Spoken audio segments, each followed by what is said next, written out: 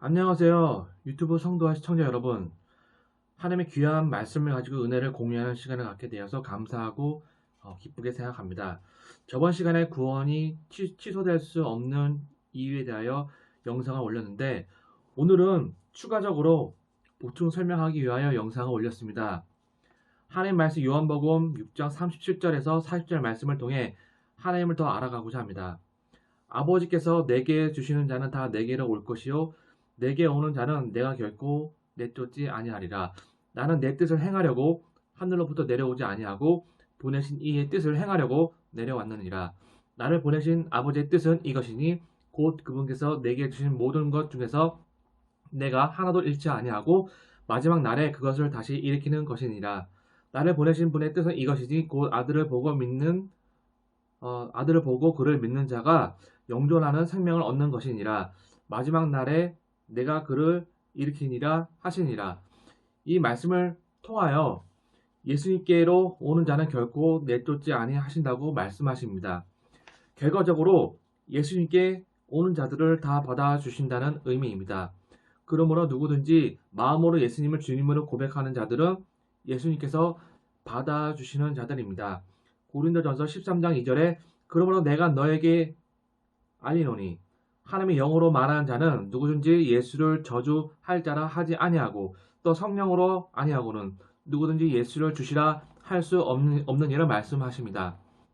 이 말씀을 통해서도 성령님으로 예수를 주님으로 부르는 자들은 그리스도의 영이신 성령님께서 내주하고 계시는 것을 알 수가 있습니다. 예수님을 믿지 아니하는 자들은 예수님을 주님이라 부를 수 없지만 예수님을 믿는 자들은 예수님을 주님이라 고백할 수 있는 것입니다. 세상 사람들은 예수님이 누군지 주님이 누군지 알지를 못하지만 믿는 자들은 구원하신 예수님을 주님으로 알고 있습니다. 예수님을 주님으로 부를 수 있는 것이 얼마나 축복입니까? 그 축복의 비밀은 바로 복음이며 그분의 사랑과 부활하심 속에서 우리는 축복의 비밀을 발견할 수 있는 것입니다. 다시 37절 말씀으로 돌아가서 아버지의 뜻은 내게 주신 자를 다 한 명도 잃지 아니하시는 것이라고 말씀하십니다. 아버지께서 예수님께 주신 구원받은 자들은 결코 잃어버리지 않는다고 말씀하십니다. 잃어버리지 않기 때문에 취소할 수 없는 사랑이며 잃어버리지 않기 때문에 영원하고 완전하신 사랑입니다. 만약 잃어버릴 수 있다고 주장한다면 그것은 하나님의 변함없는 신실한 사랑을 이해하지 못하며 하나님의 영광을 가리는 행위입니다. 40절에 보면 아들을 믿는 자마다 영생을 얻는다고 말씀하십니다.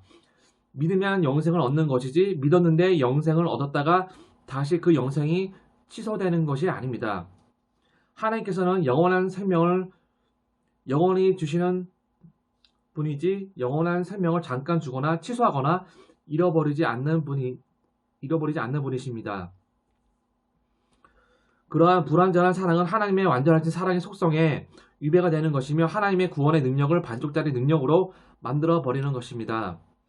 하지만 예수님께서는 십자가에서 완전하신 사랑으로 구원을 이루시고 그 사랑을 믿는 모든 자에게 영원한 생명을 주십니다. 이것이 하나님의 구원이고 불변의 진리입니다. 우리는 일상생활 가운데 마음에 찔리는 언행으로 인하여 내가 정말 하나님의 자녀인가 또는 천국에 갈 수 있을까 의심을 하거나 자신을 정죄함으로써 낙심을 하고 구원의 확신이 흔들릴 때가 종종 있습니다.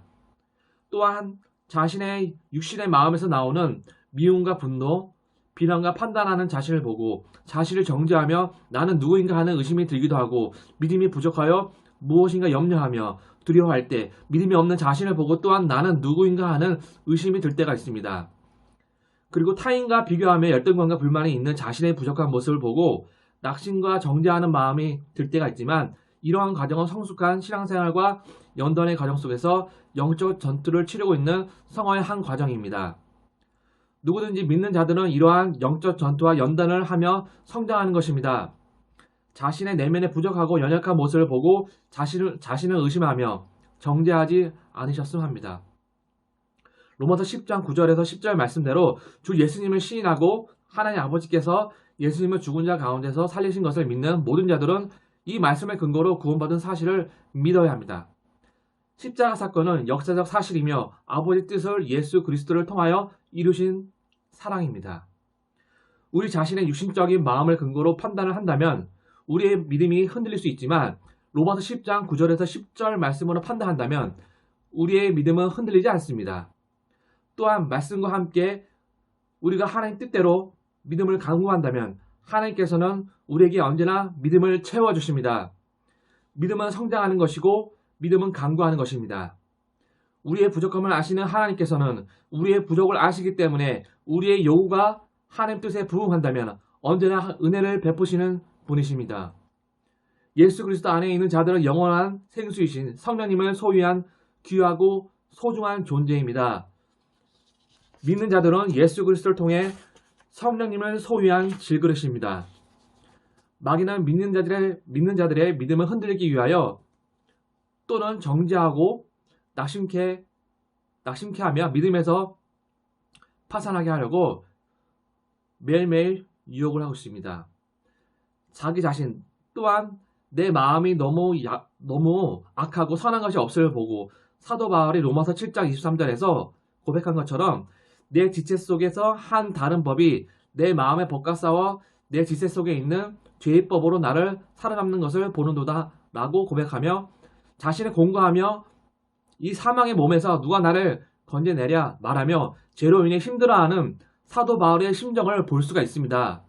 하지만 사도 바울은 8장에서 예수 그리스도 안에 있는 자들은 정죄함이 없고 예수님 안에 있는 생명의 법이 죄와 사망의 법에서 나를 해방하였다고 고백합니다. 여기서 생명의 법은 성령님과의 동행을 의미하는 것이고 죄와 사망의 법이란 육신의 일과 생각 그리고 율법을 의미합니다. 성령님과 동행하는 자는 죄와 사망의 법에서 해방된 것이며 하나님의 법을 섬기는 자입니다. 더 이상 죄의 법을 섬기는 자가 아닙니다. 물론 우리는 육신 안에 있는 죄성으로 인해 죄를 지을 수가 있습니다.